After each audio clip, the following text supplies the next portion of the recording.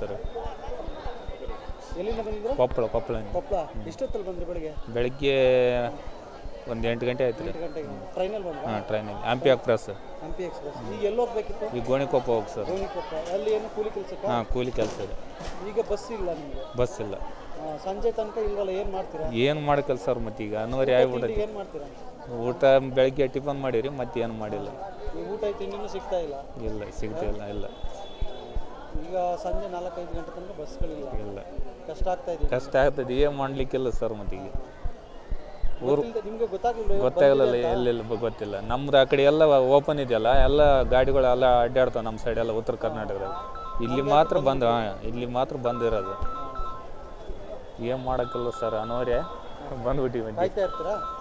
ಕಾಯ್ಬೇಕು sir. ಏನು ಮಾಡಂದ್ರಿ, ನಮ್ಮ ಕಡೆ ಅಂತ ಆ ಕಡೆ ಈ ಥರ ಸ್ಟ್ರೈಕ್ ಅಂತಿದ್ರೆ ಗೊತ್ತಿದ್ರೆ ನಾವು ಬರ್ತಾನೆ ಇದ್ದಿಲ್ಲ.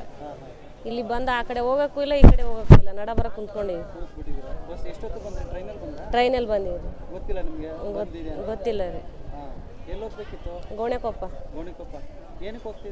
ನಾವು ಕಾಫಿ ಎಸ್ಟೇಟ್ನಲ್ಲಿ ಕೆಲಸಕ್ಕೆ ಹೋಗ್ತೀವಿ. ಹಾಂ, ಇದೆಲ್ಲ ತಗೊಂಬಂದಿದ್ವಿ.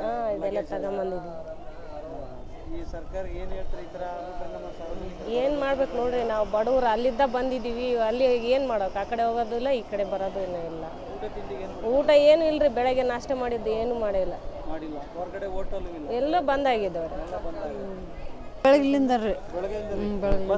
ಇಲ್ರಿ, ಬಸ್ ಇಲ್ರಿ. ಏನು ಮಾಡೋದ್ರಿ, ಕತೆ ಆಗಿಬಿಡತ್ತೆ. ಇಲ್ಲ ಕುಂದ್ರಬೇಕ್ರಿ. ಒಟ್ಟಿಗೆ ಏನು ಮಾಡ್ರಿ, ಹಂಗೆ ಕುಂದ್ರದ ಒಟ್ಟು ಬರ್ಲಿಕ್ಕೆ. ಊಟ ಇಲ್ಲ ಇಲ್ರಿ. ಏನು ಮಾಡ್ತೀರಾ? ಮತ್ತೆ ಹಂಗೆ ಕುಂದ್ರದ್ರಿ, ಮತ್ತೆ ಉಪವಾಸ ಇಡಬೇಕು.